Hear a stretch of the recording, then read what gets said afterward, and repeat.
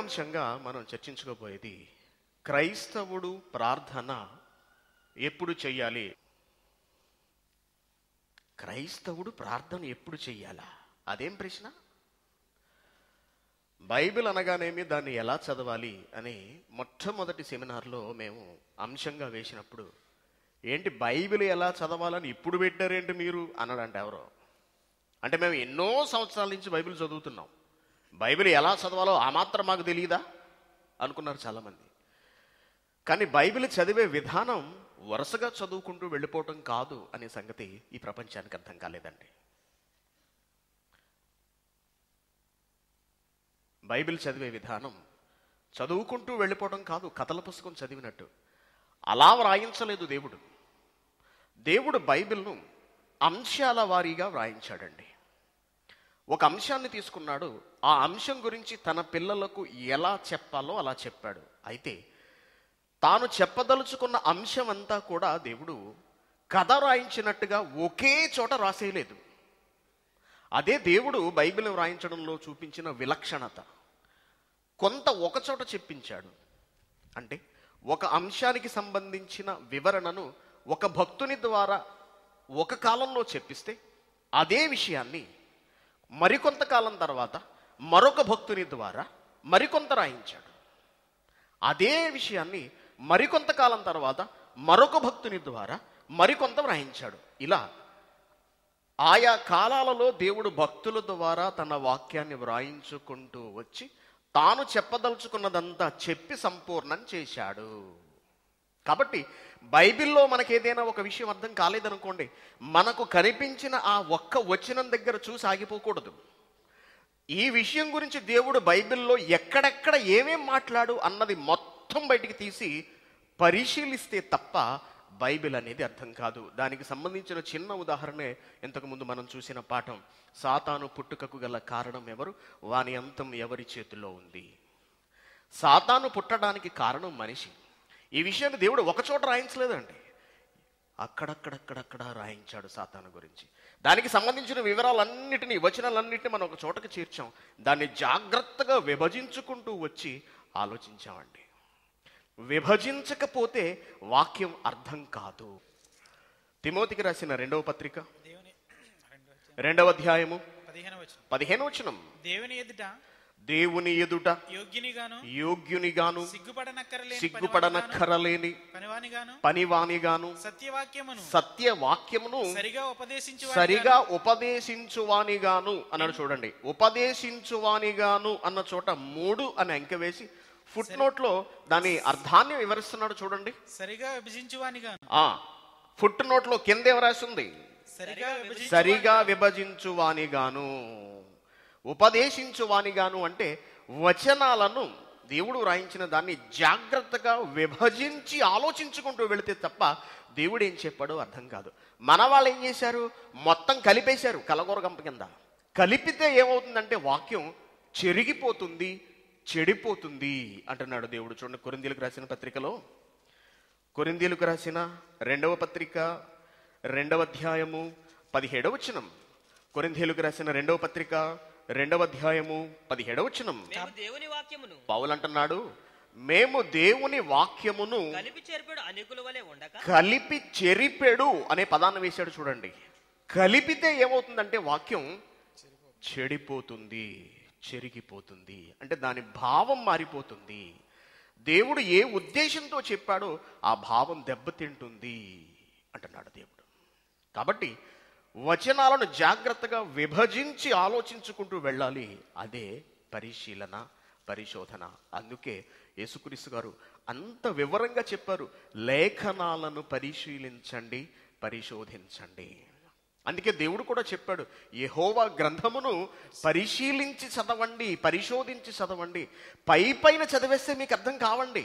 క్రైస్తవులు ఎప్పుడు కూడా విషయాలను పైన చూసుకుంటూ వెళ్ళిపోతున్నారు. పైనే కొరింథీయులకు రాసిన 2వ పత్రిక 10వ అధ్యాయము 7వ వచనం చూడండి ఏమంటున్నాడు. కొరింథీయులకు రాసిన 2వ పత్రిక 10వ అధ్యాయము 7వ వచనం. సంగతులను పైన మీరు చూస్తున్నారు. విషయం ఎలా ఉందంటే దేవుని వాక్యం ఎలా ఉందంటే అసలు పైన లేదండి. ఎలా ఉందట? ప్రసంగి గ్రంథము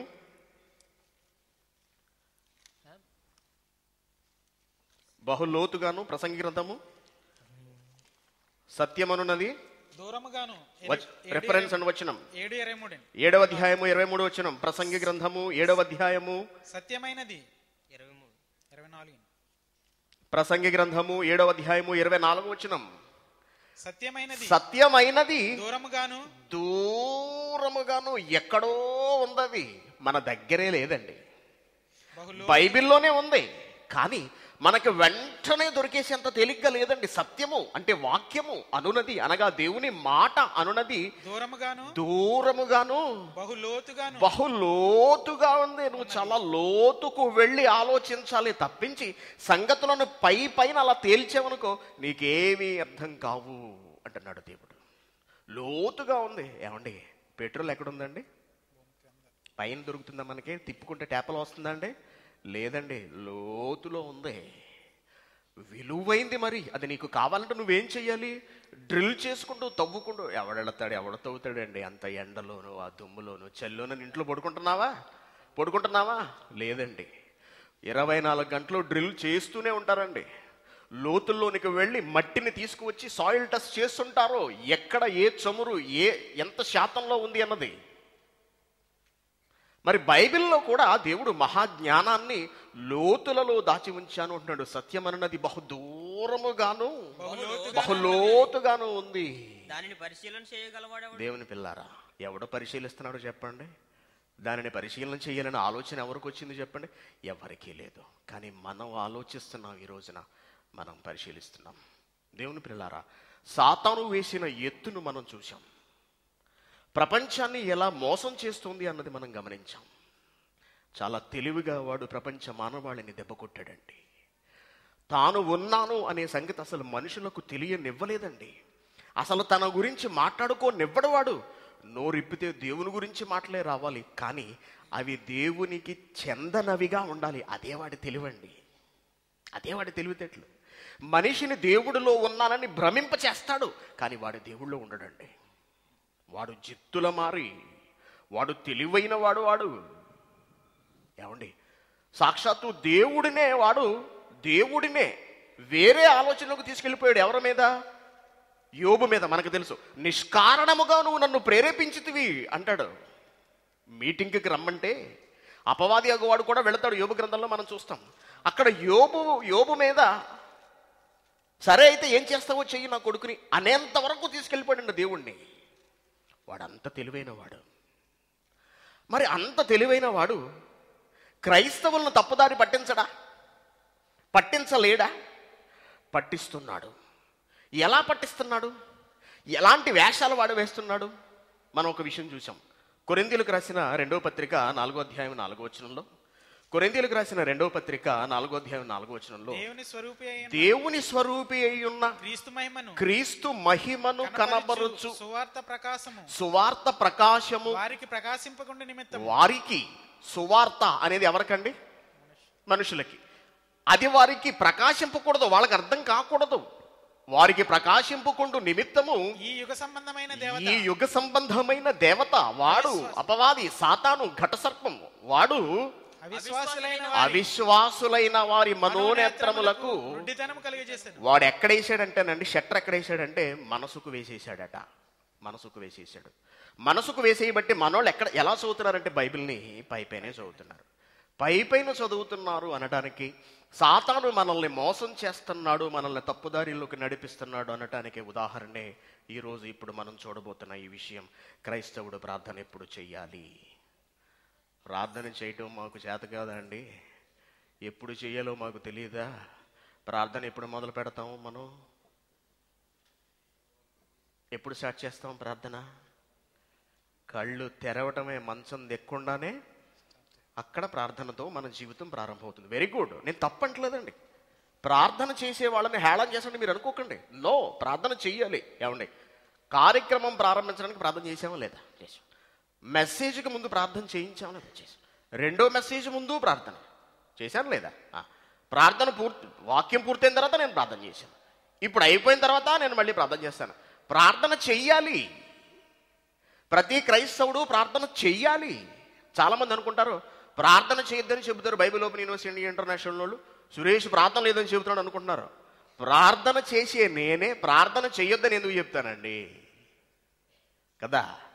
ప్రార్థన చేయొద్దని చెబుతున్నాడు పిడి సుందరరావు అని అంటారు. ఆయన ప్రార్థన చేసే కదా ప్రారంభిస్తున్నాడు వాక్యాన్ని. నేను ప్రార్థన చేసే కదా ప్రారంభించాను. కాబట్టి ప్రార్థనకు Bible open university India international లేదా నేను ఏదో వ్యతిరేకం అనుకోకండి. దయచేసి మీ మనస్సులో ఉన్న ఆ ఆలోచనను దయచేసి తీసివేయండి. మనం ప్రార్థన చెయ్యాలి. అందుకే పొద్దున లేచిన వెంటనే మనం ప్రార్థన చేస్తాం. ప్రార్థన చేసి మంచం దిగుతాను. మంచం దిగిన తర్వాత బాత్రూమ్కి వెళ్ళి స్నానం చేసి వచ్చిన వెంటనే మళ్ళీ ఏం చేస్తాము? మళ్ళీ బైబిల్ తీస్తాం. బైబిల్ తీసి వాక్యం చదివి ప్రార్థన చేసుకుని టిఫిన్ తిని ఆఫీస్కి వెళ్ళే ముందు మళ్ళీ ఏం చేస్తాము? మళ్ళీ ప్రార్థన చేస్తాం. ఆఫీస్కి వెళతాం. ఎందుకైనా మధ్యన సీట్లో కూర్చొని ముందు మళ్ళీ మేనేజర్ తిట్టకుండా ఉండాలని ప్రార్థన చేస్తాం. అలాగా తర్వాత ఇంటికి వచ్చిన తర్వాత తండ్రి క్షేమంగా ప్రార్థనకి వెళతాం. పడుకునే ముందు ప్రార్థన చేసుకుంటాం. ఎన్నిసార్లు మనం ప్రార్థన చేస్తుంటే దంచి కొడుతుంటే అసలు మనం ప్రార్థన ఎప్పుడు చెయ్యాలా అంటే ఆ మాత్రం మాకు తెలియదు అనుకుంటున్నారు కదండి మీరందరూ. దేవుని పిల్లారా, నిజంగా ప్రపంచ క్రైస్తవులకు ప్రార్థన ఎప్పుడు చెయ్యాలో తెలియదు. మీరు ఆశ్చర్యపోతారు ఇప్పుడు ఇది వింటే. ఈ రోజున క్రైస్తవ్యంలో ఎక్కడ చూసినా ప్రార్థన గురించే. ఇద్దరు కలుసుకున్నారనుకోండి, ఇద్దరు సంఘంలో ఉన్న భక్తులు కలుసుకుంటే మీరు మా గురించి ప్రార్థన చేయండి, మేము మీ గురించి ప్రార్థన చేస్తాం అంటావా అనవా? అంటున్నావా అంటలేదా? మాట్లాడరేంటి? అంటున్నాము. ప్రార్థన చేయాలి, తప్పదు. Very good. ఇకపోతే ప్రార్థనకు సంబంధించిన కార్యక్రమాలు మనకెన్నో. కుటుంబ ప్రార్థన, సంపూర్ణ రాత్రి ప్రార్థన, ఉపవాస ప్రార్థన, 24 గంటల ప్రార్థన, గొలుసు ప్రార్థన, ఇంకా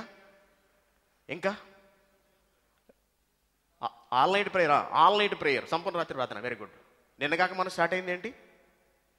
లెంట్ ప్రార్థన. ఎన్నో ప్రార్థనా కార్యక్రమాలు మన క్రైస్తవ జీవితంలో మనం చేసుకుంటూ వెళుతున్నాం. బాగుంది, చాలా బాగుంది. ప్రార్థన చెయ్యాలి. ప్రార్థన చెయ్యమని దేవుడే చెబుతున్నాడు అనే సంగతి మీకు తెలుసా? ప్రార్థన చెయ్యాలి. దెస్సలోనికలకు రాసిన మొదటి పత్రిక చూడండి ఒకసారి. బైబిల్ని పరిశీలిస్తున్నాం. లేఖనాల పరిశోధన సదస్సు ప్రార్థన అనే అంశాన్ని తీసుకున్నాం. దీని గురించి దేవుడు అసలు ఏం మాట్లాడుతున్నాడు అనే విషయాన్ని ఈ రోజున మనం పరిశీలించబోతున్నాం. లేఖనాల పరిశోధన సదస్సు మైండ్లో ఉంచుకోండి. ఎందుకు మనం లేఖనాలను పరిశోధించాలన్నది ఇప్పుడు మీకు అర్థమవుతుంది. దెస్సలోనికలకు రాసిన మొదటి పత్రిక 5వ అధ్యాయము 15వ వచనం. ఎవడును కీడునకు ప్రతి కీడు ఎవనికిని చేయక చూసుకోండి. మీరు ఒకని ఎడల ఒకడు మనుషులందరి ఎడలను ఎల్లప్పుడు మేలైన దానినే అనుసరించి నడుచుకోండి. ఎల్లప్పుడూ సంతోషంగా ఉండండి. ఎడతెగక ప్రార్థన చెయ్యండి.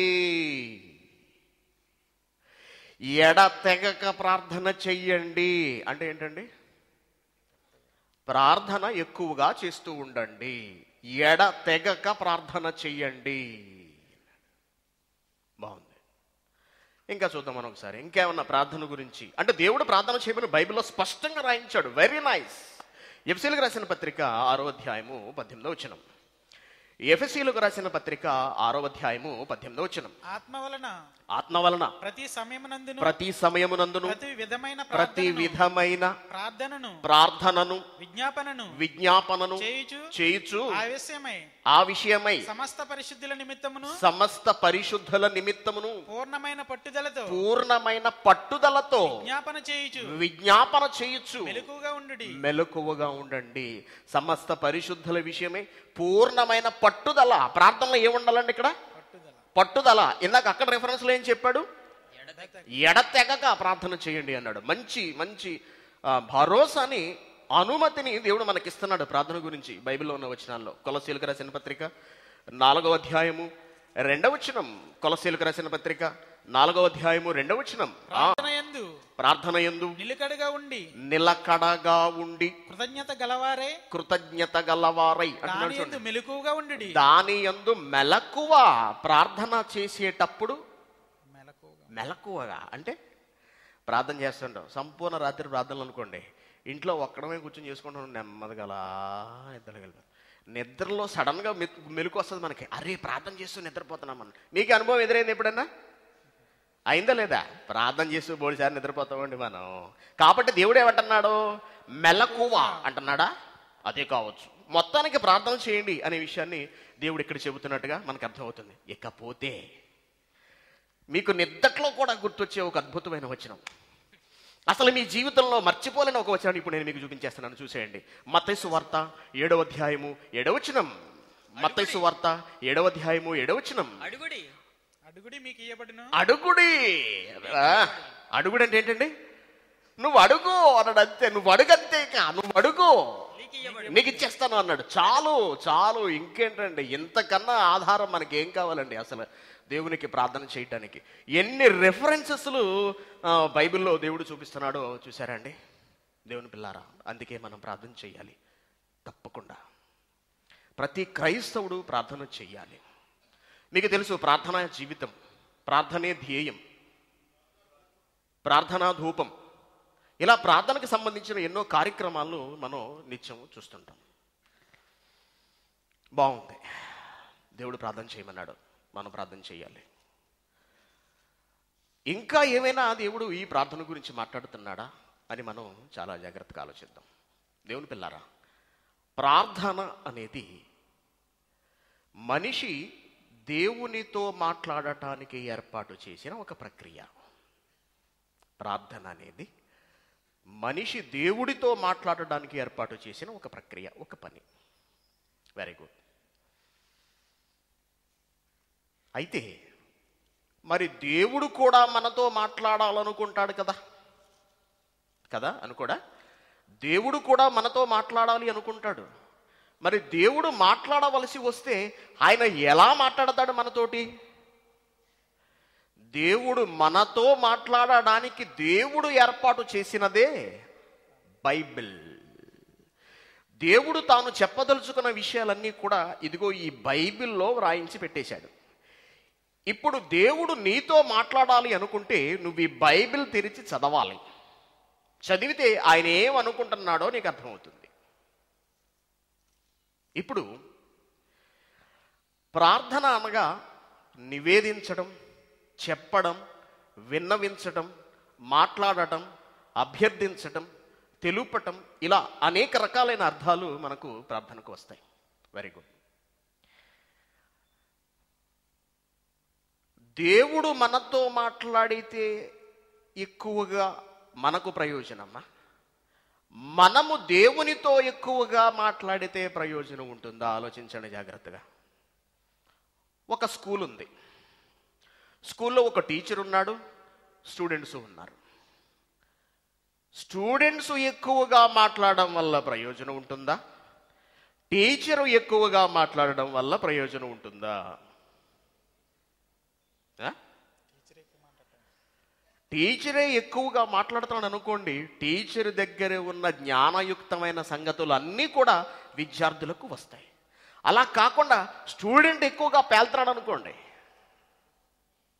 వాడికి జ్ఞానం ఏమవుతుంది? ఇది కామన్ సెన్స్కి సంబంధించిన విషయం. ఒక మంచి మాటను దేవుడు యోబు గ్రంథములో యోబు స్నేహితుడు ద్వారా ఒక విషయాన్ని బయట పెడుతున్నాడు. చూడండి, యోబు గ్రంథము 11వ అధ్యాయము 5వ వచనం. యోబు గ్రంథము దేవుడు 11వ అధ్యాయము 5వ వచనం. దేవుడు నీతో మాట్లాడినా మేలు. దేవుడు నీతో మాట్లాడితే మేలు అన్నాడు. దేవుడు నీతో మాట్లాడితే మేలు. ఆయనే నీతో వాదించిన మేలు. నీతో వాదిస్తుంటే ఇంకా మంచిది అంటున్నాడు. అంటే దేవుడు మాట్లాడుతున్నాడు అనుకోండి. ఏమండి, మనకు తెలుసు యూనివర్సిటీస్లోనూ నేను ఎంఏ యూనివర్సిటీలో చదువుతున్నప్పుడు సమాజంలో కాస్త మేధావులు అనుకున్న వాళ్ళని ఇన్వైట్ చేసేవారండి. ఇన్వైట్ చేసి వాళ్ళ చేత మాట్లాడిస్తూ ఉండేవారు. ఎందుకంటే ఎన్నో విషయాలు వాళ్ళ అనుభవం ద్వారా వాళ్ళు చదువుకున్న వాటిలోంచి విద్యార్థులకు తెలుస్తాయి అని. అలాగే ఐఏఎస్ ఐపీఎస్కి ట్రైనింగ్ వెళ్ళే వాళ్ళకి, ప్రిపరేషన్కి, సివిల్స్ రాయడానికి ప్రిపేర్ అయ్యే వాళ్ళకు ఆ క్లాసెస్లో ఎంతోమంది సీనియర్ ఐఏఎస్ ఆఫీసర్స్ లేదా ఐపీఎస్ ఆఫీసర్స్ని పిలిపించి వాళ్ళ ద్వారా మాట్లాడిస్తూ ఉంటారు. కారణం ఏంటంటే విషయాలు అర్థమవుతాయి. ఇప్పుడు యోబు గారి ద్వారా దేవుడు ఏం చెబుతున్నాడంటే, యోబు గ్రంథంలో దేవుడే నీతో మాట్లాడితే మేలు, నీకు మంచిది కదా. ఆయనే అది విడిచిపెట్టేసి నువ్వు ఎక్కువసేపు మాట్లాడుతున్నావు అనుకో దేవుడితో, అసలు దేవుడు ఏమనుకుంటున్నాడు అన్నది నీకు ఎలా తెలుస్తుంది? దేవుడు మాట్లాడిన మాటలో న్యాయం ఉందండి లేదా? ఉంది కదా, ఆలోచించండి. ఉంది. దేవుడే నీతో వాదిస్తున్నాడు. వాదం పెట్టుకోవాలంటే సరైనోడు ఉండాలండి అంట. ఎవడబడితాడు వచ్చేస్తానంటే కుదరదు కదా, ఎవడబడితాడు దిగిపోతానంటే కుదరదు. సమబుద్ధి ఉండాలి అంటాం. ఇప్పుడు ఎవరో నీతో వాదిస్తే నీకు ప్రయోజనం ఉండకపోవచ్చు, కానీ దేవుడే నీతో వాదిస్తే నీకు చాలా మంచిది అంటున్నాడు. ఇప్పుడు మీరు జాగ్రత్తగా ఆలోచించండి. మనుషులు దేవుడు తమతో మాట్లాడటానికి అధిక సమయాన్ని కేటాయిస్తున్నారా, లేదా తాము దేవుడితో ఎక్కువగా మాట్లాడేస్తున్నారా? ఆలోచించండి. ఎక్కడో తేడా కొడుతుంది కదా.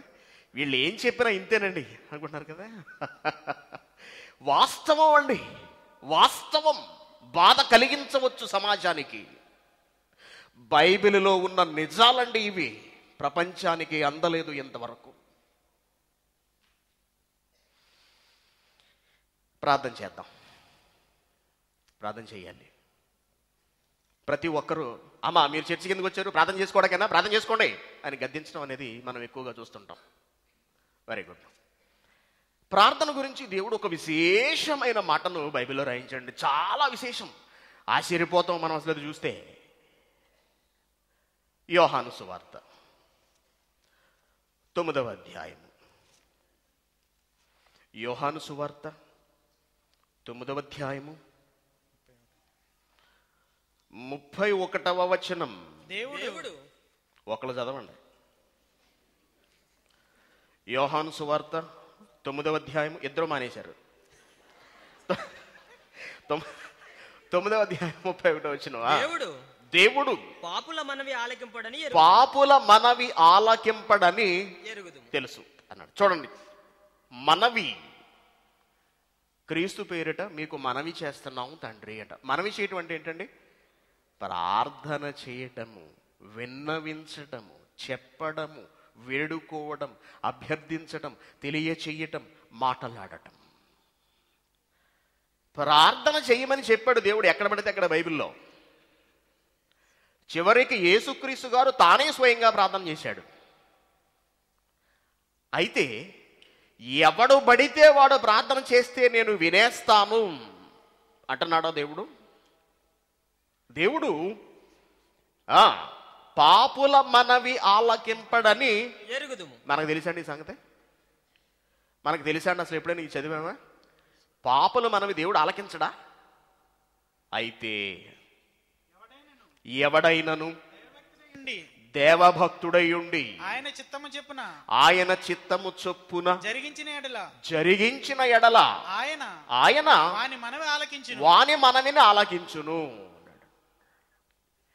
ఎవరు చేస్తే విననన్నాడు? పాపులు అన్నాడు. పాపులు ప్రార్థన చేస్తే విండట. బాగుంది. పాపులు అంటే ఎవరు అని మనం ఆలోచించామనుకోండి. పాపులు అంటే ఎవరు?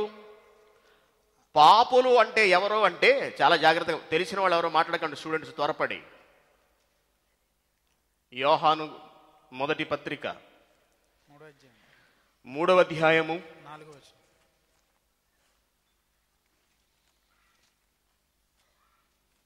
యోహాను మొదటి పత్రిక 3వ అధ్యాయము 4వ వచనం. పాపులు అంటే ఎవరో ఇప్పుడు మనకి తెలియాలి.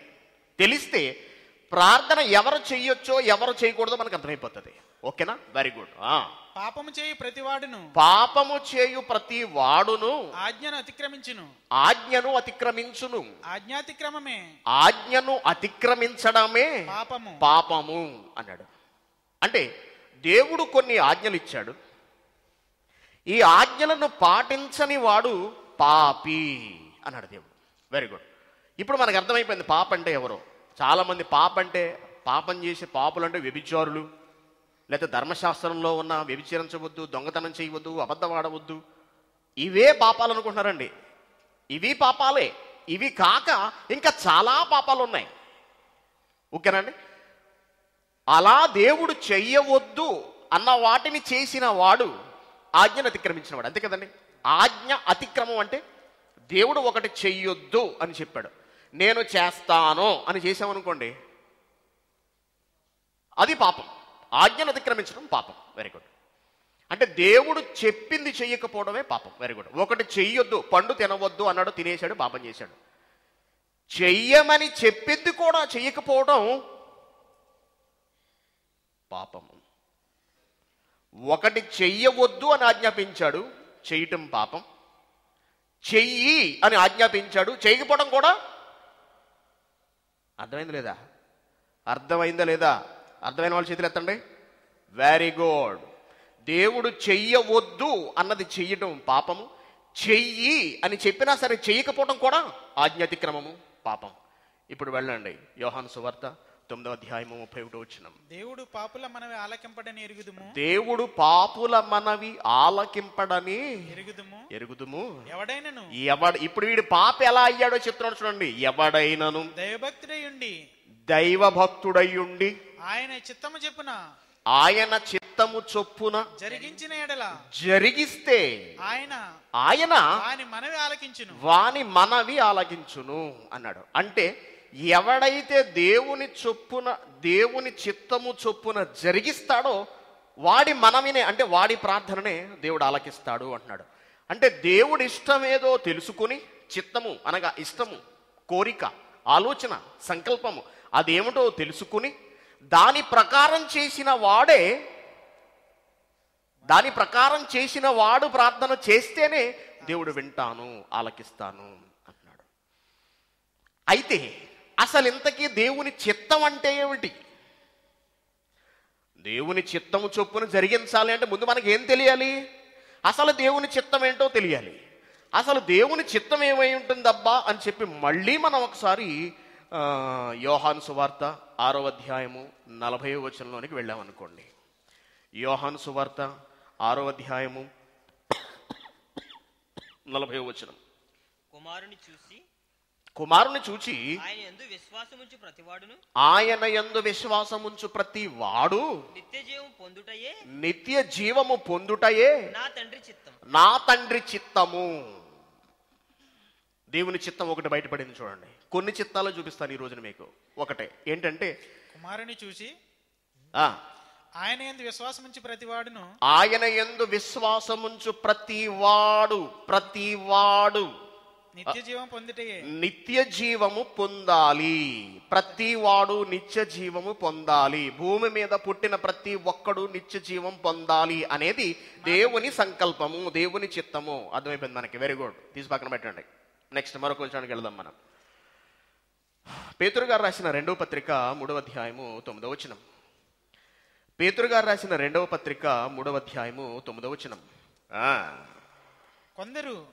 కొందరు ఆలస్యమని ఎంచుకున్నట్లు ప్రభువు తన వాగ్దానమును గూర్చి ఆలస్యము చేయవాడు కాడు గాని ఎవడును నశింపవలెనని ఇచ్చింపక. చూడండి, ఎవడును నశింపవలెనని ఇచ్చయింపక. ఏ ఒక్కడు కూడా నశించిపోకూడదు అని దేవుడు కోరుకుంటున్నాడండి. అందరూ మారు మనస్సు పొందవలెనని కోరుచు మీ ఎడల దీర్ఘశాంతము గలవాడై ఉన్నాడు. దేవుని చిత్తము అనగా దేవుని ఇష్టము ఎక్కడొకటి బయటపడిందండి. అది ఏమిటంటే, ఎవ్వడూ నశించకూడదు, ప్రతి ఒక్కడూ మారు మనస్సు పొందాలి. బాగుంది కదా? ఎక్కడొకటి బయటకు వచ్చింది. అక్కడేమన్నాడు? అందరూ నిత్య జీవానికి వెళ్ళాలి.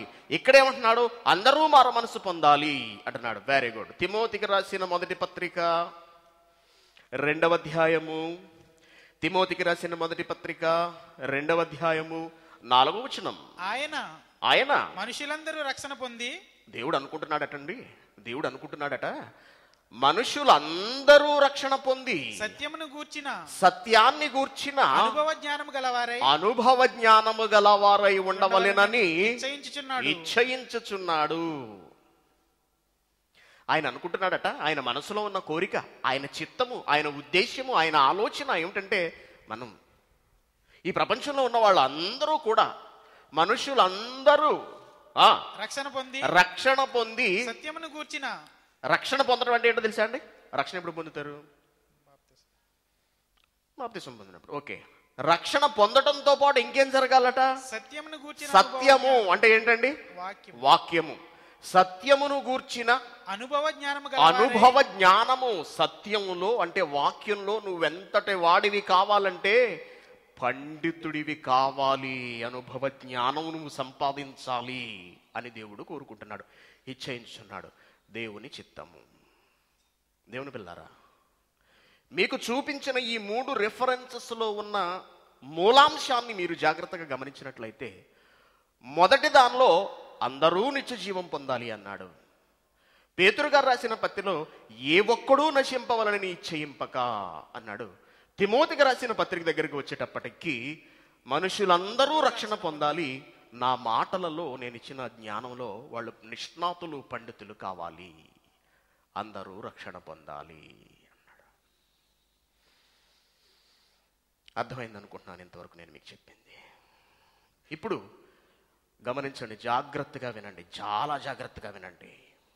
ప్రపంచంలో ఉన్న మనుషులందరూ మారు మనస్సు పొందాలి అంటే, ఏ ఒక్కడు నశింపక ప్రతి ఒక్కడు రక్షణలోనికి రావాలి అంటే, ప్రపంచ క్రైస్తవులు ఏం చెయ్యాలి అని మనం ఆలోచించామనుకోండి, ప్రపంచంలో ఉన్న అనేకుల మారు మనస్సు పొందినట్లు ప్రార్థన చెయ్యాలి కదా? కదా. ప్రపంచంలో ఉన్న అందరికీ దేవుని జ్ఞానం అందునట్లు మనం ఏం చేయాలి? ఇంట్లో కూర్చుని ప్రార్థన చెయ్యాలా? ఏం చెయ్యాలండి? ఏం చెప్పాడు యేసుక్రీస్తు గారు? మనుషులందరూ రక్షణ పొందాలి అంటే ఆయన ఏం చెబుతున్నాడో ఒకసారి చూస్తే ఆశ్చర్యపోతామండి. మార్కు సువార్త 16వ అధ్యాయము మీరు సర్వలోకమునకు వెళ్ళి 15వ వచనం. మీరు సర్వలోకమునకు వెళ్ళి సర్వ సృష్టికి సువార్తను ప్రకటించండి. ఏంటిది? ఏం మాట్లాడు యేసుక్రీస్తు? పనిచేస్తుందా యేసుక్రీస్తు గారికి అసలు మెదడైవైనా? ఏంటి? సర్వలోకానికి వెళ్ళి మనల్ని, క్రైస్తవుల్ని సువార్త ప్రకటించమంటాడా? పని పాట లేదనుకుంటున్నాడా? పెళ్ళాం పిల్లలు లేరనుకుంటున్నాడా? తినడానికి తిండి లేదనుకుంటున్నాడా? కట్టుకోవడానికి బట్టలు అవసరం లేదనుకుంటున్నాడా? ఉండడానికి ఇల్లు అవసరం లేదనుకుంటున్నాడా? ఊరి మీద బలాదూరు తిరిగాడండి. ఆయనకి ఏం తెలుసు? ఆయనకి ఏం పట్టింది? యేసుక్రీస్తుకి మాకు పెళ్ళాం పిల్లలు, భార్య, భర్త, గోడు, కొంప అన్నీ ఉన్నాయి. సువార్త ప్రకటించుకుంటూ ఊరి మీద బైరాగులా తిరగమంటారా? తప్పు. మేము ప్రార్థన చేస్తాం.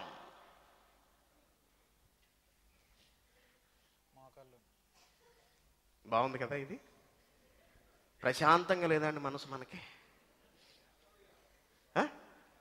ఏంటి సువార్త ప్రకటించాలి? వేళకోళమా? ఏమండి? మీరు సర్వలోకమునకు వెళ్ళి సర్వ సృష్టికి సువార్తను ప్రకటించండి. మత్తయి సువార్త. మారు మనసు పొందాలి అంటే చాలా జాగ్రత్తగా వచనాలు పరిశీలించండి, లోతులలోకి వెళ్ళండి. మత్తయి సువార్త 28వ అధ్యాయము 19వ వచనం. కాబట్టి మీరు వెళ్ళి సమస్త జనుల కోసము సరిగ్గా చదువు. మీరు ఏమంటున్నాడు? మీరు వెళ్ళి సమస్త జనుల మీరు వెళ్ళి సమస్త జనుల కొరకు ప్రార్థన చేయండి.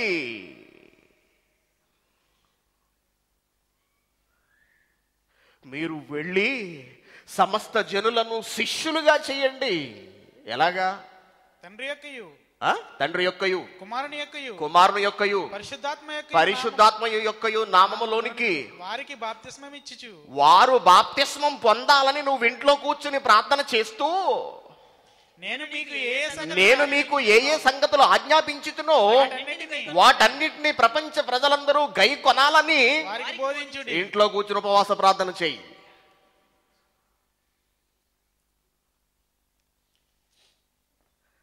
తేడా లేదండి బైబిల్? ఇంతవరకు మనం చదివినా మనం చూసింది వేరు, బైబిల్లో వ్రాయబడి ఉన్నది వేరు. మీరు సమస్త జనులను శిష్యులుగా చెయ్యండి. తండ్రి యొక్కయు కుమారుని యొక్కయు పరిశుద్ధాత్మ యొక్కయు నామములోనికి వారికి బాప్తిస్మం ఇచ్చుచు నేను మీకు ఏ ఏ సంగతులు ఆజ్ఞాపించితునో వాటన్నిటిని గైకొన వలెనని వారికి బోధించండి. బోధించు అంటున్నాడు. సో ఫైనల్ గా యేసుక్రీస్తు గారు ఇచ్చిన ఆజ్ఞ ఏమిటో మనకు అర్థమైపోయింది. సువార్తను ప్రకటించాలి. అలా ప్రకటించిన వాడే దేవుని చిత్తమును నెరవేర్చిన వాడు. ఇప్పుడు వెళ్ళండి యోహాను సువార్త 9:31. దేవుడు పాపుల మనవి ఆలకింపడని ఎరుగుదుము. ఎవడైనను దేవభక్తుడయ్యుండి ఆయన చిత్తము చొప్పున జరిగించిన ఎడల ఆయన వాని మనవిని ఆలకించును. Very good. ఇప్పుడు ప్రపంచ ప్రజలందరూ ప్రార్థనలు చేస్తున్నారు, మనకు తెలుసు. అసలు ఇందులో ఎంతమంది దేవుడిచ్చిన ఆజ్ఞ అయిన సర్వలోకానికి వెళ్ళి సర్వ సృష్టికి సువార్తను ప్రకటించండి అనే దాన్ని ఆచరించారు? చేతులెత్తండి.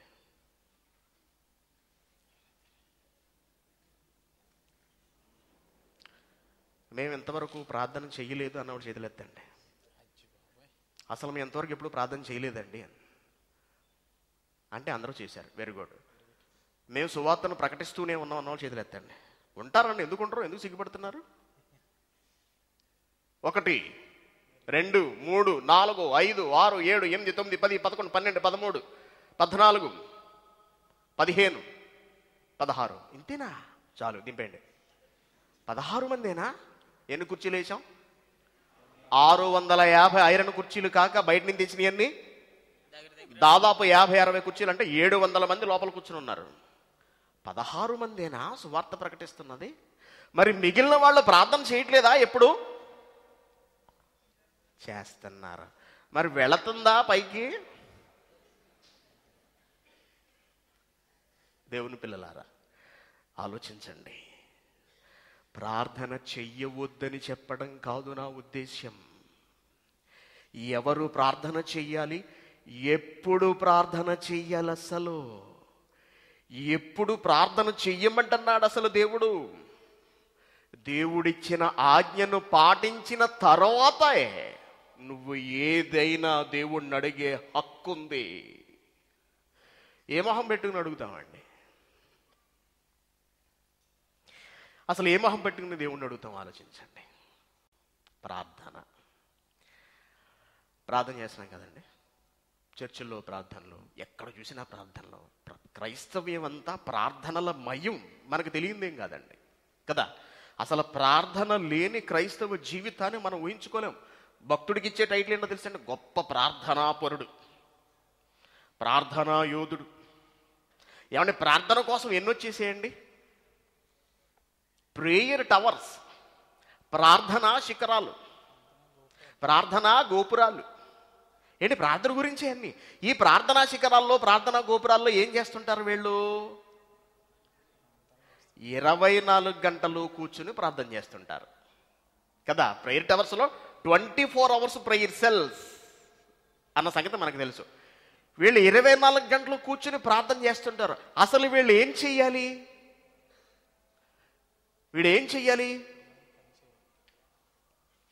ఏం చెయ్యాలి? సువార్త ప్రకటించాలి. సువార్త ప్రకటించకుండా వీళ్ళు అలా 24 గంటలు కూర్చుని ప్రార్థన చేస్తుంటే అసలు ఆ ప్రార్థన దేవుడు వింటాడా? వినడు. మరి విననప్పుడు మీ ప్రార్థన అవసరతలు మాకు తెలియచేయండి అని వీళ్ళు ఎలా అడుగుతున్నారు? మీకోసం ప్రార్థనా యోధులు ప్రార్థించెదరు అని వీళ్ళు ఎలా చెబుతున్నారు? అసలు బైబిల్ చదవలేదా? ఈ వచనాన్ని ఎప్పుడూ పట్టించుకోలేదా? అవసరం లేదా? అవసరం లేదు. ప్రార్థనలు ఉన్నాయి. దేనికోసం ప్రార్థన చెప్పండి. అయ్యి బాబా, ఏ ప్రార్థన చేయలేదండి ఎప్పుడు? అమాయకులు. దేనికోసం ప్రార్థన అండి?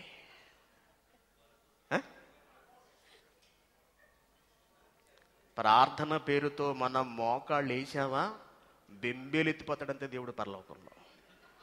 అయిపోయిన ఇవ్వాలనుకుంటాడు అంతే. కారణం ఏంటో తెలుసా అండి? పెద్ద లిస్ట్ బయటికి తీస్తాం.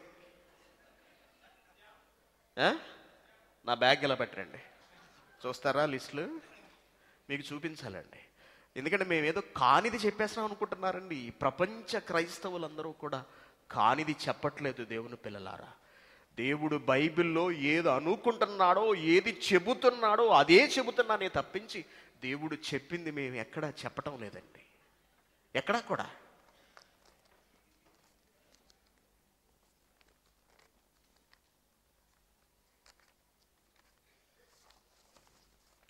ఈ రంగు కాగితాలు ఎక్కడ చూసారా? దీని నిండా ఏమున్నాయి తెలుసా అండి? ప్రార్థన అవసరతలు. సరే, ఎక్కడదో ఇది ఎవరిదన్నది మనకు అనవసరం. సబ్జెక్ట్ ఏంటన్నదే మనం తీసుకుందాం. మీ ప్రార్థనలు ఏంటో సంఘాల్లో ఏం జరుగుతున్నాయో ఆలోచించండి. మీ ప్రార్థనలు ఏంటో తెలియచేయండి, మేము ప్రార్థన చేస్తాం అని చెప్పి సంపూర్ణ రాత్రి ప్రార్థనలు మీకు తెలుసు. మీ అవసరం ఏంటో చెప్పండి అమ్మా. మీ సమస్య ఏంటి? కడుపులో నొప్పండి. మీ సమస్య ఏంటమ్మా? 2 రోజుల నుంచి మోషన్ అవ్వట్లేదండి. మీ సమస్య ఏంటమ్మా? పిల్లలు లేరండి. మీ సమస్య ఏంటమ్మా? నాకు ఫలానా అండి. అందరి పేర్లు రాసుకోవటం, ఓకేనా అండి? దాన్ని జిరాక్స్ తీయించి 24 మందికి ఇవ్వటం. ఈ 24 మంది ఏం చేస్తారు? ఒక్కొక్క గంట ఒక్కొక్క చోట ఒక్కొక్కరు కూర్చుని అడుగుతుంటారు దేవుణ్ణి. ప్రభువా వీళ్ళకి సమస్య, ప్రభువా వాళ్ళకి సమస్య, ప్రభు వీళ్ళకి సమస్య. అసలు ఏమనుకుంటాడంటే దేవుడు?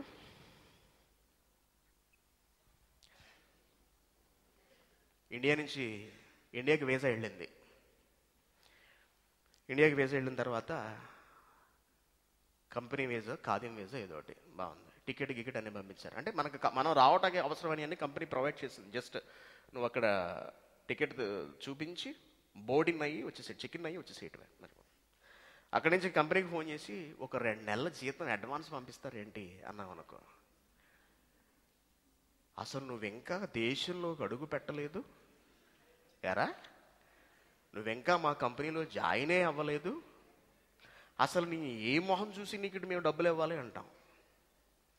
దారంటే వెళ్ళేవాడిని కేకేసి వెళుతున్న మరొక కోయిటోని కూడా ఇలా కేకేసి ఈడికో 2000 డబ్బులు ఇవ్వన్నాం అనుకోండి. దారంట నడిచి వెళ్తున్న ఒకటి కేకేసి పక్కనే ఉన్న ఒక పెద్ద కోయిటోని కేకేసి వీడికి ఒక 2000 ఇవ్వను అనుకో. చాచి అడగటానికి ఆడెవడో, చెప్పడానికి నువ్వెవడో అంటాడు. అసలు ఆడెవడం నేను ఇవ్వాలి అంటాను. ప్రార్థన పేరుతో దేవుణ్ణి అడిగేస్తున్నారు. అసలు అడగటానికి వీడెవడం, అసలు వాడు ఏం చేశాడని వాడి తరపున వీడు అడిగేయడానికి.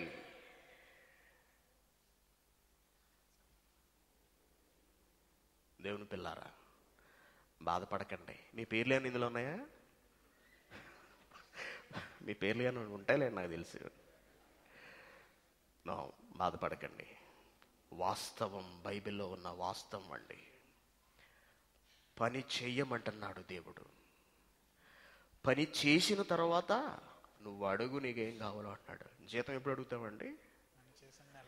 జీతం ఎప్పుడు అడుగుతామండి? ఎప్పుడు ఇస్తుంది ఏంటి కంపెనీ మనకు అసలు జీతం? నెల అయిన తర్వాత నువ్వు పని చేసి నీ పనితో మెప్పించు. పని సరిగ్గా చేయట్లేదు అనుకోండి, లేటుగా వచ్చామనుకో కోసేస్తాడు. పని సరిగ్గా చేయట్లేదా డిడక్షన్. అన్నీ బాధలే, అన్నీ నష్టాలే. పని చెయ్యి, అప్పుడు నీకు ధైర్యంగా అడిగే హక్కు ఉంటుంది నీ డబ్బు కోసం. అసలు దేవుని కొరకు ఏం పని చెయ్యాలో తెలుసా ఈ క్రైస్తవులకి? అసలు ఎందుకు పుట్టారో తెలుసా? ఎవరి కొరకు బ్రతుకుతున్నారో తెలుసా? ఎవరి కొరకు బ్రతకాలో తెలుసా? క్రైస్తవుడి బాధ్యత ఏమిటో తెలుసా? అసలు ఏమీ తెలియదే, ఏమీ నేర్చుకోలేదే దేవుడి గురించి. ఏ ముఖం పెట్టుకుని ఏం అడుగుతారో చెప్పండి దేవుణ్ణి. న్యాయంగా ఆలోచించండి. న్యాయంగా మీకు బాధ అనిపించవచ్చు, ప్రార్థన గురించి ఇలా మాట్లాడుతున్నాడు, ఇన్ని సంవత్సరాల నుంచి మేము ప్రార్థన చేసాం, ప్రార్థనలు చేసే పద్ధతి మాకు తెలియదా? దేవుడు మేము ఏది అడిగినా ఇచ్చేసాడని మీరు అనుకుంటున్నారేమో. మీరు అనుకోవచ్చు. అనుకుంటున్న ప్రతిదీ కూడా బైబిల్ ప్రకారంగా నిజం కాదండి. బైబిల్ ప్రకారంగా నిజం కాదు. దేవుని పిల్లారా, బాధ కలుగుతుంది కదా నా మాటలు కదండి. చాలామంది లేచి బయటికి వెళ్తున్నారు, వినలేకపోతున్నామండి. ఎందుకండి మాకు ఈ శిక్ష? ఏదో ప్రశాంతంగా పొద్దునుంచి సాయంత్రం వరకు ప్రార్థనలు చేసుకుంటూ బతికేసేవాళ్ళం. ఏమిటండి ఇలాంటి లింకులు మెలుకులు అన్నీ పెడుతున్నారు మీరు? మా పని మేము చేసుకుంటాము తప్పించి దేవుడి కోసం పని చేయమంటే మాకెక్కడ కుదురుతుందండి? అసలు మా పని మేము చేసుకోవడానికే మాకు సమయం చాలట్లేదు. పోనేదో ఉద్యోగం 2 గంటలకు అయిపోతుంది, అప్పుడైనా దేవుడి పనికి వెళదాం అనుకుందామంటే 2 గంటల తర్వాత ఏదైనా పార్ట్ టైం దొరుకుతుందేమో అని మనం ఆలోచిస్తున్నాం. ఉన్న సమయాన్నంతా దేవుని కోసం కేటాయించేస్తున్నామే తప్పించి సువార్త ప్రకటించాలనే సంగతే మాకు తెలియదు. ఇక్కడికి వచ్చిన తర్వాత మా పరిస్థితి ఎలా అయిందంటే, ముందు గొయ్యి వెనక నుయ్యి టైపులో చేశారు. ఇప్పుడు విషయం బయటకు వచ్చేసింది. క్రైస్తవుడైన ప్రతి ఒక్కడు దేవుని జ్ఞానాన్ని ప్రపంచానికి ప్రకటించాలనే సంగతి అర్థమైపోయింది. ఇప్పుడు మాకు ప్రార్థన చేసే అవకాశం కూడా లేకుండా పోయింది అనుకుంటున్నారా? మీరు ప్రార్థన చెయ్యండి, కాదని నేను అనట్లేదు. కానీ ముందు పని పని పని చేయండి. మరి యేసుక్రీస్తు కూడా ప్రార్థన చేశాడు కదండి అని మీకు ఒక అనుమానం వస్తుంది ఇప్పుడు కదా. వచ్చిందా లేదా? తొలిచేస్తుంటుంది. ఎందుకంటే ప్రార్థనకి సంబంధించి మనకి ఇవే చూపెడుతుంటారు. యేసుక్రీస్తు కొండ మీద చేసిన ప్రార్థన, యేసుక్రీస్తు చేసిన రాత్రులు ప్రార్థన కదా. యేసుక్రీస్తు గారు ప్రార్థన చేశాడు, కరెక్టే. అసలు ఏం ప్రార్థన చేసి ఉంటాడు అది కూడా చెప్పండి. యేసుక్రీస్తు గారు ఏం ప్రార్థన చేసి ఉంటారు చెప్పండి. యేసుక్రీస్తు గారికి అక్కమైపోయిందా?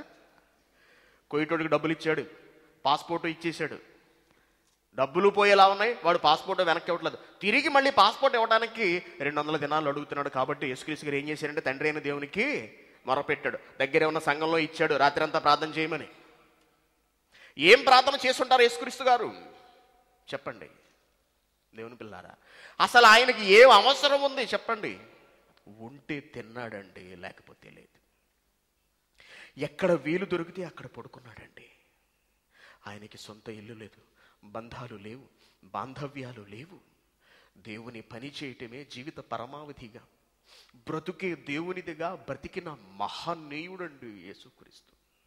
తాను చేయబోయే మహాసంగ్రామంలో, తాను చేయబోయే మహాయజ్ఞానికి దేవుడి నుంచి సహాయం కోసం నిరంతరం ప్రార్థన చేశాడండి. పగలంతా సువార్త ప్రకటించేవాడు, రాత్రి వెళ్ళి కాసేపు ప్రార్థన చేసుకునేవాడండి. మరి యేసుక్రీస్తు ప్రార్థన చేయలేదని మీకు అనుమానం రావచ్చు. చేసుంటే ఎందుకు చేశాడు అన్నది కూడా మనం ఆలోచించాలండి. బాధ్యత కలిగిన క్రైస్తవులముగా, ఆయన్ని ధరించుకున్న క్రైస్తవులముగా. దేవుని పిల్లారా, ఆలోచించండి. ప్రతి విషయాన్ని న్యాయంగా ఆలోచించండి, న్యాయంగా ఆలోచించండి. ఆయన ఎలాంటి ప్రార్థన చేస్తున్నాడో చూడండి. యోహాను సువార్త 17వ అధ్యాయం 4వ వచనం. చేయుటకు నీవు నాకు ఇచ్చిన పని. యోహాను సువార్త 17వ అధ్యాయం 4వ వచనం. చేయుటకు నీవు నాకు ఇచ్చిన పని. చేయుటకు నీవు నాకిచ్చిన పనిని నేను సంపూర్ణముగా నెరవేర్చి ఈ భూమి మీద నిన్ను మహిమపరచితిని అంటున్నాడు. దేవుడా, తండ్రి, మీరు నన్ను ఏ ఉద్దేశంతో ఈ లోకానికి పంపించారు, నేను వెళ్ళి ఎలా బ్రతకాలి అని మీరు ఆశపడ్డారు, ఈ లోకానికి వచ్చి నేను ఏం చెయ్యాలి అని మీరు కోరుకున్నారో దానిని అంతటినీ నెరవేర్చి ఈ భూమి మీద సంపూర్ణముగా ఎటువంటి లోటు లేకుండా నెరవేర్చి నిన్ను మహిమపరిచాను. కాబట్టి కాబట్టి తండ్రి తండ్రి లోకము పుట్టక లోకము పుట్టక ముందు నేను నీ యొద్ద ఉన్నాను కుమారునిగా. ఏ మహిమతో లోకము పుట్టక ముందు నేను నీ యొద్ద ఏ మహిమతో వెలుగొందానో ఆ ఆ మహిమతో మహిమను ఇప్పుడు నీ యొద్ద మహిమపరచుము. ఆ మహిమను ఆ నన్ను ఇప్పుడు మహిమతో ఆ మహిమతో ఆ మహిమతో నన్ను నన్ను ఇప్పుడు నీ యొద్ద ఇప్పుడు నీ యొద్ద మహిమపరచు అంటున్నాడండి. నేను ఏది వదులుకుని వచ్చానో, దేని నిమిత్తం ఈ లోకానికి వచ్చానో ఆ పని నేను పూర్తి చేసేసాను. కాబట్టి నీ దగ్గర ఉండే ఆ మహాభాగ్యం, నీ పక్కన నీ కుమారుడుగా నేను పొందే ఆ మహిమ నాకు మళ్ళీ ఇచ్చేసే అంటున్నాడు. ఎప్పుడు అడుగుతున్నాడు ఈ మాట? ఎప్పుడు అడుగుతున్నాడు? ఎప్పుడు అడుగుతున్నాడు? చేయుటకు నీవు నాకు ఇచ్చిన పనిని నేను సంపూర్ణముగా నెరవేర్చి తిని. దేవుడిచ్చిన పనిని పూర్తి చేసి దేవుణ్ణి అడుగుతున్నాడండి, నాది నాకు ఇచ్చేసేయని. మనము దేవుడు మనకు అప్పగించిన పని పూర్తి చేసే దేవుణ్ణి అడుగుతున్నావా? కేవలం దేవుడు ప్రార్థన చెయ్యమన్నాడు అని అనుకుంటున్నామే తప్పించి ఎప్పుడు ఎవరు ప్రార్థన చెయ్యాలి అనే విషయాన్ని అసలు ఎప్పుడైనా బైబిల్లో గ్రహించావా? దేవుని పిల్లలారా, ప్రపంచం తగలబడిపోతుందండి. దేవుని మహాజ్ఞానం ప్రపంచానికి అందలేదండి. ఈ లోకములో ఒక జంతువు, ఒక జాతి మరొక జాతిని చంపుకోవట్లేదు. పక్షులను చంపుకోవట్లేదు పగతో, కక్షతో, ద్రోహం చేయాలనే తలంపుతో. జంతువులను చంపుకోవట్లేదు పగ, ప్రతీకారాలతో, ధనం కోసమో. ఒక జీవి మరొక జీవిని చంపుకోవట్లేదు ఈ భూమి మీద. కేవలం తమ కడుపు నింపుకోవటానికి మాత్రమే క్రూర మృగాలు మరొక జీవులను తింటున్నాయి. కానీ ఈ భూమి మీద పుట్టిన సాక్షాత్తు దేవుని స్వరూపంలో పుట్టిన దేవుని కుమారుడు మనిషి సాటి మనిషిని చంపుతున్నాడండి. దుర్మార్గంగా తలలు తెగ నరుకుతున్నారండి. డబ్బు కోసం హతమారుస్తున్నారండి. స్త్రీలను చెరుస్తున్నారు. తల్లిదండ్రులను చంపుతున్నారు ఆస్తుల కోసం. ప్రతి వ్యక్తిని నేరపూరితంగా తీర్పు తీర్చబడుతున్నారు ఈ లోకంలో. ప్రతి వాడు చెడ్డవాడిగా మారిపోతున్నాడు. దీనికి కారణం ఏమిటో తెలుసా? దేవుని మాటలు ఈ సమాజానికి అందకపోవటం, బైబిల్లో దేవుడు చూపించిన మహాజ్ఞానం ఈ ప్రపంచానికి తెలియకపోవటం అండి. ప్రపంచం అంతా నాశనానికి వెళ్ళిపోతున్న ఈ సమయంలో క్రైస్తవుడు క్రీస్తు చూపించిన ప్రేమను, క్రీస్తులోని సహనాన్ని, క్రీస్తు త్యాగాన్ని చేతపట్టి బైబిల్లో దేవుడు చెప్పిన మహాజ్ఞానాన్ని లోకంలోనికి వెళ్ళి చెప్పవలసింది పోయి ఇంట్లో కూర్చుని ప్రార్థన, అవసరాల కోసం ప్రార్థన, శరీర కోరికలు తీర్చమని ప్రార్థన. ఎంతవరకు న్యాయం చెప్పండి? ఎంత బాధపడతాడు దేవుడు. ఎంత కష్టపడ్డాను రా నీకోసం. నేను 6 దినాలు నేను కష్టపడ్డాను, శ్రమించాను. చివరికి నేను విశ్రాంతిలోకి వెళ్ళవలసిన అవసరం వచ్చింది. ఎన్ని చేశాను మీకోసం, ఎన్ని రకాల ఆహార పదార్థాలు చేశాను, ఎన్ని రకాల పువ్వులు చేశాను, ఎన్ని రకాల మొక్కలు పెట్టాను, ఎన్ని చేపలు, ఎన్ని జంతువులు, ఎన్ని పక్షులు, ఎంత అందమైన ప్రకృతి. ఎంత కష్టపడ్డాను నేను. దీనంతటినీ నిర్వహిస్తున్నానే, మిమ్మల్ని కాపాడుతున్నాను నేను. ఏ క్షణంలో ఏ ఆస్ట్రాయిడ్ వచ్చి, గ్రహశకలం వచ్చి నిన్ను గుద్దేస్తుందో, ఈ భూమిని ఢీకొంటుందో అని మొత్తం విశ్వాన్నంతటినీ నిర్వహిస్తున్నానే. నిన్ను కాపాడటానికే నాకు కంటి మీద కునుకు కూడా లేదు కదరా. నిన్ను కాపాడువాడు కునుకడు, నిద్రపోడు అనే మాటకు ఈ క్రైస్తవ్యానికి ఏం తెలిసింది చెప్పండి అర్థం? భూమి మీద ఈ రోజున మనిషి చల్లగా బ్రతుకుతున్నాడు అంటే కంటి మీద కునుకు లేకుండా దేవుడు కాపాడుతున్నాడు కాబట్టే. నిన్నంత జాగ్రత్తగా చూసుకుని, నిన్నంత ప్రేమగా నీకు చూసుకుంటూ, నీకు కావలసిన సమస్తాన్ని నేను అమర్చి పెడుతుంటే, నా పిల్లలు నాకు దక్కకుండా పోతున్నారని నువ్వు ఒక పక్కన బాధలో ఉంటే, నాకు అది కావాలి, నాకు ఇది కావాలని నువ్వు నన్ను విసిగించడం ఎంతవరకు న్యాయం చెప్పు? ఏం చెబుదాం చెప్పండి సమాధానం రేపొద్దున దేవుడు మనల్ని అడిగితే? దేవుని పిల్లలారా, ఆలోచించండి. ప్రపంచం గురించి ఆలోచించండి. దేవుడు బైబిల్లో ఇచ్చిన ఆజ్ఞను మీరు సర్వలోకానికి వెళ్ళి సర్వ సృష్టికి సువార్త ఎందుకు ప్రకటించమన్నాడో ఆలోచించండి ఒక్కసారైనా. సువార్త లేదు, ప్రకటన లేదు, ప్రార్థన ఉందండి. ప్రార్థన. ఆత్మలు రక్షించమని దేవుడు చెబుతున్నాడు. క్రైస్తవుడా, ప్రపంచంలో నువ్వే గొప్పవాడివి కావాలని నా మనసులో ఉన్న ఆలోచనలన్నింటినీ బైబిల్లో పెట్టాను రా. నువ్వు ఈ ప్రపంచాన్ని పరిపాలించాలని, నేను నీకిచ్చిన జ్ఞానంతో ప్రపంచంలో ఉన్న శాస్త్రాన్ని, నన్ను కాదనేవాడిని నువ్వు నోరు ముయ్యించి కూర్చోబెట్టాలని ప్రపంచంలో ఏ పుస్తకంలోనూ లేని మహాజ్ఞానాన్ని నేను బైబిల్లో నిక్షిప్తపరిచి నీ చేతికిచ్చాను. దానిలో ఉన్నవి చదివి ప్రపంచానికి చెప్పవలసింది పోయి, ప్రపంచాన్ని సంస్కరించవలసింది పోయి, ప్రపంచాన్ని బాగు చేయవలసింది పోయి, ఇంటిలో కూర్చుని నీ అవసరాల కోసం 24 గంటలు ప్రార్థన చేయటం న్యాయమా అని దేవుడు అడిగితే ఏమిటండి మన దగ్గర ఉన్న సమాధానం? ఒక మంచి మాట అంటున్నాడు చూడండి దేవుడు బాధపడుతూ బైబిల్లో. మంచి మాట అంటున్నాడు చూడండి. సామెతల గ్రంథము 24వ అధ్యాయము 11వ వచనం. సామెతల గ్రంథము 24వ అధ్యాయము 11వ వచనం. చావునకై పట్టబడిన వారిని నీవు తప్పించుము. నువ్వు తప్పించు. నాశనమందు నువ్వు బయటికి వెళ్ళు. నువ్వు సమాజంలోకి వెళ్ళు, సర్వలోకానికి వెళ్ళు. సమాజం నాశనానికి వెళ్ళిపోబోతుంది. దేవుని భయం లేకుండా పోయింది సమాజానికి. బ్రతుకులను చెరుపుకుంటున్నారు మనుషులు. విచ్చలవిడి జీవితాలు, విచ్చలవిడి బ్రతుకులు, ధనార్జనే ధ్యేయం. ఆ కోరికలు తీరలేదని, ఆశలు నెరవేరలేదని ఆత్మహత్యలు చేసుకుంటున్నారు. జీవిత పరమార్థం అర్థం కాలేదు, ఎందుకు పుట్టాడో అర్థం కాలేదు మనిషి. నాశనమునకై పట్టబడిన వారిని నీవు తప్పించుము. నువ్వు తప్పించరా, నువ్వు తప్పించు, నువ్వు తప్పించు, నువ్వు వెళ్ళు లోకములోకి, నువ్వు తప్పించుము. నాశనమునందు పడుటకు జోగుతున్న వారిని నీవు రక్షింపవా. నాశనమందు పడుటకు జోగుచున్న వారిని. జోగటం అంటే ఏంటండి? తూగుతున్నారు. చాలా మంది తూగుతున్నారు ఇక్కడ. చాలా మంది జోగుతున్నారు. ఇలాగా సెలవులు కదండి, రాత్రి అంతా సినిమాలు గందరగోళంగా ఉంటుంటుంది కదా. పైగా ఇలాంటి మాటలు వినటం అంటే, స్వీకరించడం అంటే, మైండ్ స్వీకరించదండి, కష్టం, టఫ్.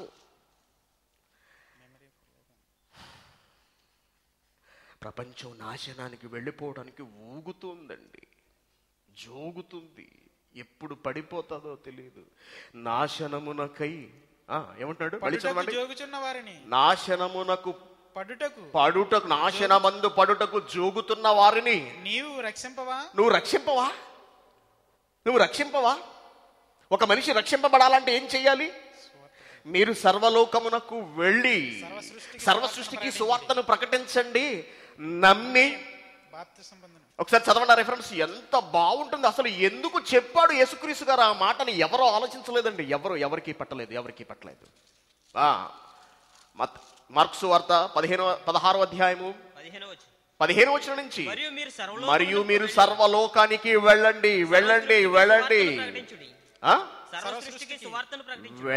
అని దేవుడు చెబుతుంటే ప్రపంచం అంతా వచ్చేసి ఎక్కడ కూర్చుండిపోతుందండి?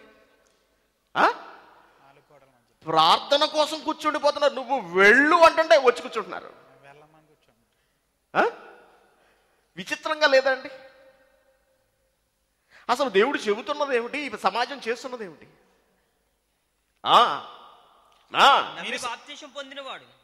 నమ్మి బాప్తిస్మం పొందినవాడు రక్షింపబడతాడు. నాశనమునకై జోగుతున్న వాడిని నీ మాటలతో నువ్వు రక్షింపవా? రక్షింపకుండా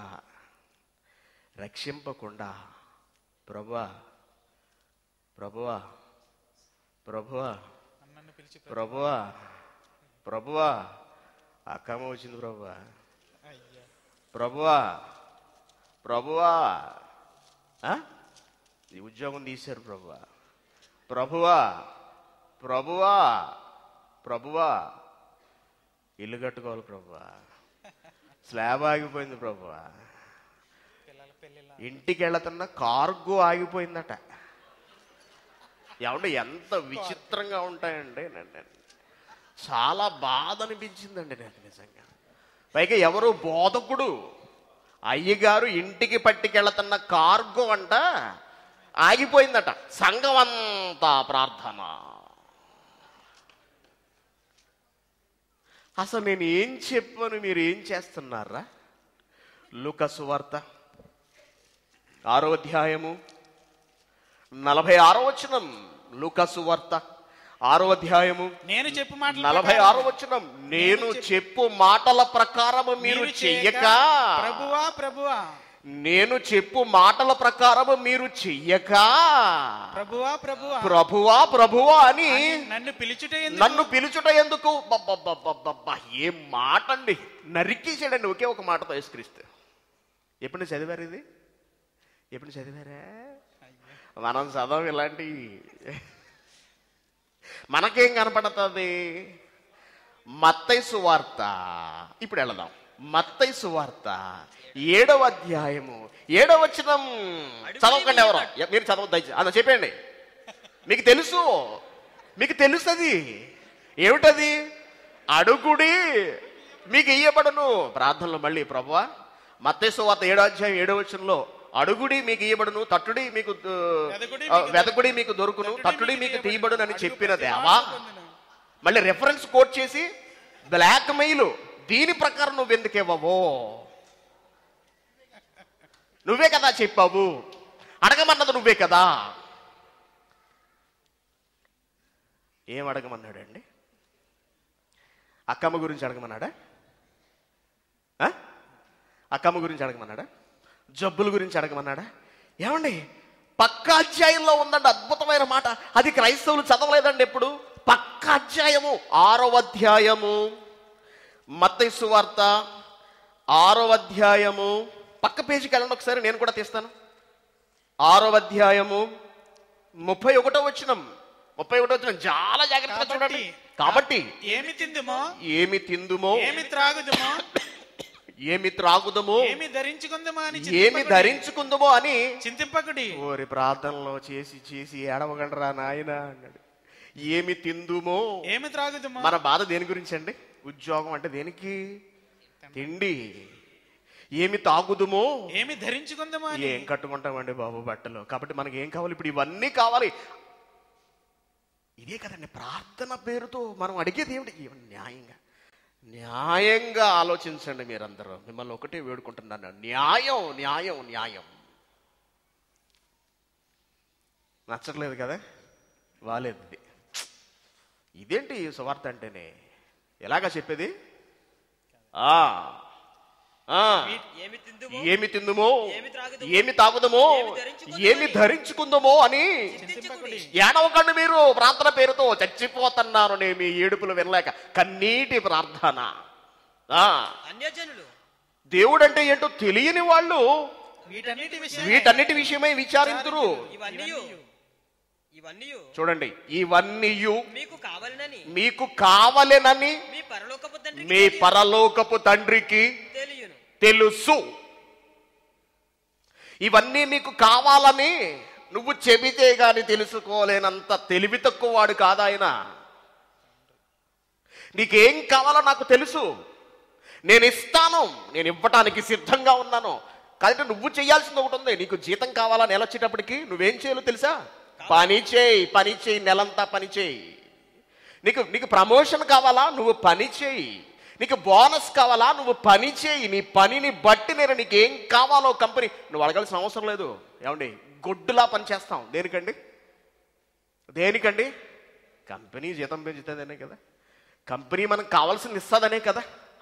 మరి దేవుని కొరకు ఏ పని చేయని వీళ్ళు ఇది కావాలి అని అడగటానికి అసలు మొహం ఎలా చెల్లుతుంది? ఇవన్నీ మీకు కావాలని మీ పరలోకపు తండ్రికి తెలుసు. కాబట్టి మీరు ఆయన రాజ్యమును ఆయన నీతిని మొదట వేశాడు. చూడండి, ఆయన రాజ్యమును ఆయన నీతిని మొదట అన్నాడు. చూడండి, మొదట రాజ్యం నీతికి వెతకడం అంటే ఏమిటి? క్రీస్తు రాజ్యం గురించి ప్రకటించు. వెళ్ళి ప్రేమ రాజ్యం గురించి ప్రకటించు. బ్రతుకు ఎందుకో చెప్పు. సువార్త ప్రకటించవలసిన అవసరం అంతుందా అని మీరు అనుకోవచ్చు. సమస్తము సువార్త ప్రకటనలోనే ఉందండి. మానవ బ్రతుకు విలువ తెలియక చంపుతున్న చచ్చిపోతున్న కాలం ఇది. డబ్బు కోసమే బ్రతుకుతున్న కాలం. ప్రేమను దక్కలేదని ఆత్మహత్యలు చేసుకుంటున్న రోజులు. 10th క్లాస్ పాస్ కాలేదని ఆత్మహత్యలు చేసుకుంటున్న రోజులు. ఇంజనీరింగ్లో సీట్ రాలేదని ఆత్మహత్యలు చేసుకుంటున్న రోజులు. విపరీతమైన వేగంతో వెళ్ళి గుద్దేసి చచ్చిపోతున్న రోజులు. గిన్నిస్ బుక్ పేర్లతో చిత్ర విచిత్రమైన విన్యాసాలు చేసి దేవుడిచ్చిన అద్భుతమైన జీవితాన్ని కాల రాసుకుంటున్న రోజులు. వ్యభిచారాలతో శరీరాన్ని కొల్లబెట్టుకుంటున్న రోజులు. కక్షలు కార్పణ్యాలతో రగిలిపోతున్న కాలం ఇది. అందుకే దేవుడు బైబిల్లో చూపించిన ప్రేమతత్వం, మానవ జన్మ విలువ, మరణం తర్వాత మనిషి పరిస్థితి, ఎందుకు పుట్టాడో, ఎలా బ్రతకాలో, చావు తర్వాత ఏం జరుగుతుందో, ఇదంతా ప్రపంచానికి తెలియాలంటే నువ్వు వెళ్ళి చెప్పు. మొదట ఆయన రాజ్యమును, ఆయన నీతిని మొదట వెతుకు. అప్పుడు అసలు అవన్నీ నువ్వు అడగక్కర్లేదురా నాయన. మీకు అనుగ్రహించు, నేను ఇచ్చేస్తాను. ఎంతకన్నా ఇంకేం కావాలండి? నేను ఇవ్వడానికి సిద్ధంగా ఉన్నాను. ఇంకేం కావాలి? ఇది లేదు. రాజ్యాన్ని, నీతిని వెతకడం లేదు. ఎప్పుడు చూడు ప్రార్థనలు, ఎక్కడ చూడు ప్రార్థనలు, ఎక్కడ చూడు ప్రార్థనలు, ఏ కార్యక్రమం చూడు ప్రార్థనలు. న్యాయమా? దేవుని పని చేయని నీవు ప్రార్థన చేయటం న్యాయమా? ప్రార్థన పేరుతో దేవుణ్ణి విసిగించటం న్యాయమా? చెప్పండి, న్యాయమేనా? మరి ఇక్కడ ఈ పేజీలో ఆయన రాజ్యాన్ని, ఆయన నీతిని వెతుకు, అప్పుడు నీకు అవన్నీ ఇచ్చేస్తానన్నాడు కదా. వినండి అందరూ ఒకసారి. ఇక్కడ నీకు అక్కరగా ఉన్నవన్నీ నాకు తెలుసు, నేను ఇచ్చేస్తాను అన్నాడు కదా. మరి తెలిసినవాడు పక్క పేజీలో అడగమని ఎందుకంటాడండి? అడుగుడి మీకు ఇవ్వబడునని. పక్క పేజీ 7వ అధ్యాయం 7వ వచనం చూడండి. అడుగుడి మీకు ఇవ్వబడును. 7:7 ఏం అడగమంటున్నాడో ప్రశ్న చెప్పండి. ఏం అడగమంటున్నాడో చెప్పండి, సమాధానం. క్రైస్తవ బోధకులను అడగండి వెళ్ళి, ఏం అడగమంటున్నాడు దేవుడు? నువ్వు మా చేత ఏం అడిగిస్తున్నావు? అందుకేనండి మేమంటే నచ్చదు. నశించిపోతున్నారు క్రైస్తవులు. ఈ మాయ బోధల వలన ప్రపంచ ప్రజలను మభ్య పెడుతున్నారు వీళ్ళందరూ. వీళ్ళకి తెలీదు, వీళ్ళు నేర్చుకోరు, వీళ్ళు చెప్పరు, చెప్పేవాడిని చెప్పనివ్వరు. మొత్తం అన్ని సంఘాలు బిగించేసుకున్నారంట, ఇక్కడికి ఎవడో రావడానికి వీలేదని. అసలు ఆ పాంపులెట్ ఎవరో ముట్టుకోవద్దంటున్నారంట. బాబాయ్ మా కొద్ది పాంపులెట్ అంటున్నారు. ఏమి కానిది చెప్పేస్తున్నాం అని బైబిల్లో. నువ్వు చెయ్యలేనిది మేము చేస్తున్నాం. నీకు డబ్బులు కావాలా?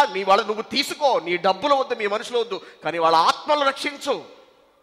మేము రక్షిస్తున్నాం ఆత్మలని. బైబిల్లో ఉన్న నిజాలను తెలియచేస్తున్నాం ఈ రోజున ఈ సమాజంలో. ఎవడు స్వీకరిస్తున్నాడు చెప్పండి?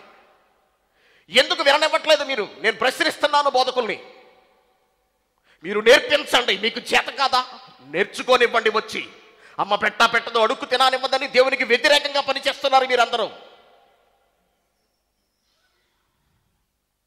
బంధిస్తున్నారు అందరినీ, అమాయకులైన ప్రజల్ని. దేవునికి జవాబు చెప్పుకోవాల్సి ఉంటుంది ఒక రోజున అందరూ, బోధకులందరూ. దేవుడి పిల్లల్ని దేవుడికి కాకుండా చేసేస్తున్నారు. ప్రార్థనల మత్తులో ప్రతి వాడిని ముంచి కూర్చోబెడుతున్నారు. ప్రార్థనే జీవితం అనుకుంటున్నారు ప్రతి క్రైస్తవుడు కూడా ఈ రోజున. అసలు ప్రతి క్రైస్తవుడికి పని ఉందనే సంగతి ఎవరు చెబుతున్నారు? అన్యాయం అండి. దేవుని పిల్లలు దేవునికి కాకుండా పోతే దేవుడు సహించడు. బాధ్యత వహించవలసి ఉంటుంది ప్రతి బోధకుడు కూడా.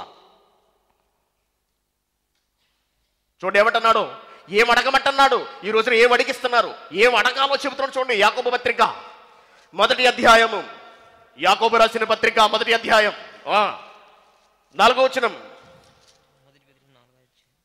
మీరు సంపూర్ణులు. 5వ వచనం. మీలో ఎవరికైనాను జ్ఞానము కొదువగా ఉంటే అతడు దేవునిని అడుగవలెను. దేనిని అడగమంటున్నాడు దేవుడు? ఈ రోజున ఏం అడిగిస్తున్నారు సమాజం చేత?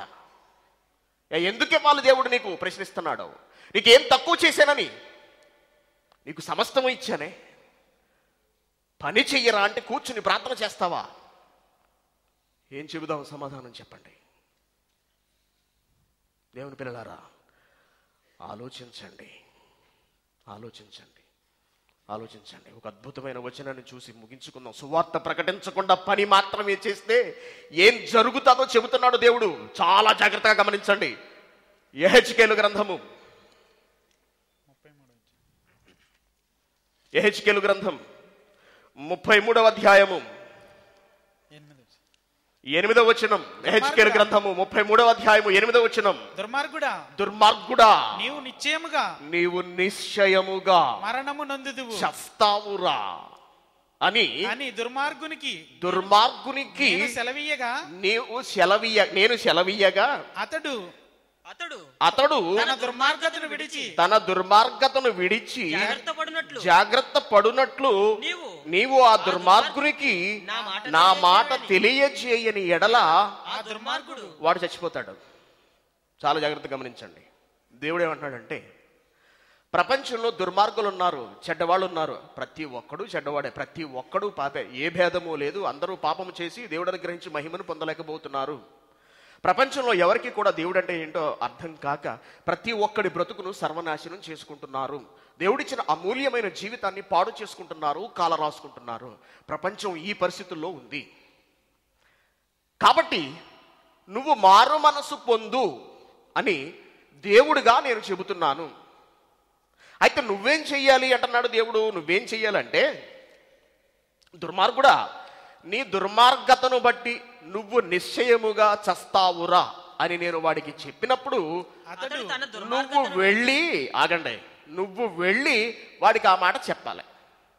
వాడు నువ్వు చెప్పలేదనుకో, వాడు ఆ దుర్మార్గంలోనే ఉండి చస్తాడు. అవునండి కదా, చస్తాడు. అయితే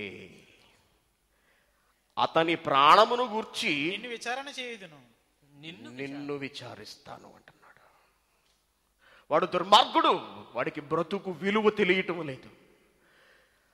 ఆ సంగతి బైబిల్ చేతపట్టిన నువ్వు వెళ్ళి వాడికి చెప్పాలి. ఎవరే దేవుడు నీకు బ్రతికిచ్చింది, దేవుని కొరకు బ్రతకమనిరా, ఇది తప్పురా, విడిచిపెట్టరా, దేవుని కొరకు నీ శరీరాన్ని ఉపయోగించరా, నీ నోటితో అమూల్యమైన, నువ్వు చచ్చిపోయేలోపు అమూల్యమైన 4 మాటలు ఆయన కోసం చెప్పి చచ్చిపోరా, తప్పురా, మారరా అని నువ్వు చెప్పాలి. నువ్వు చెప్పలేదనుకో, వాడు ఆ దుర్మార్గంతో చస్తాడో, చచ్చి నరకానికి పోతాడు.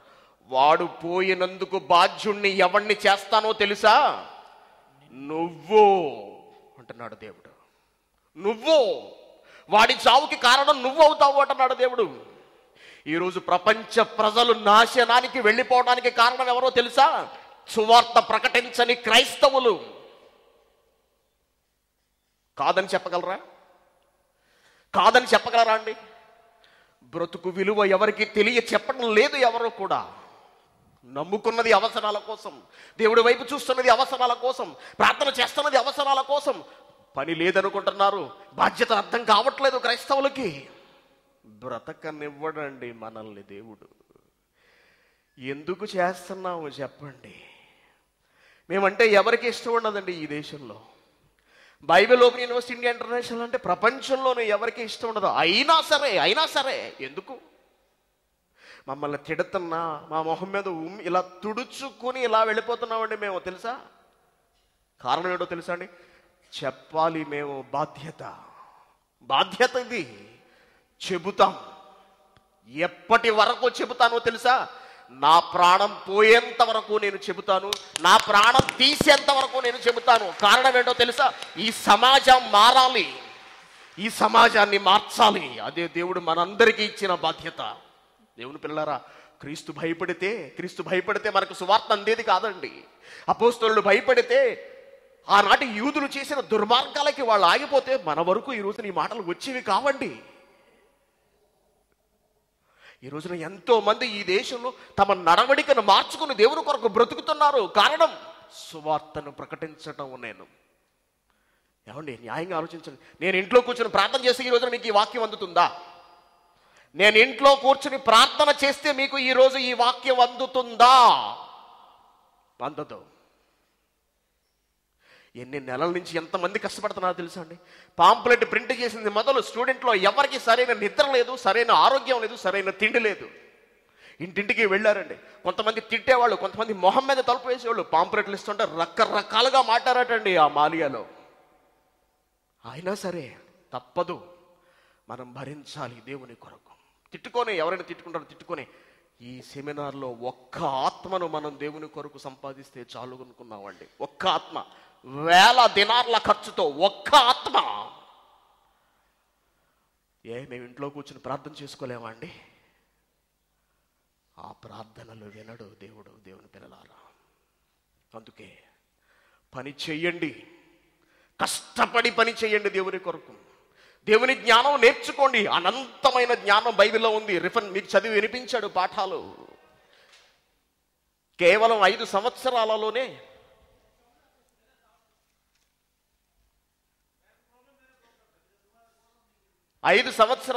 ఎన్నో పాఠాలు, దాదాపు 180 పాఠాలు మేము నేర్పిస్తున్నామండి. వచ్చి నేర్చుకోండి దేవుని పిల్లలారా, నేర్చుకోండి. ప్రార్థన చేయొద్దని మేము చెప్పట్లేదు, ప్రార్థన చెయ్యండి, కానీ పని చేసి ప్రార్థన చెయ్యండి.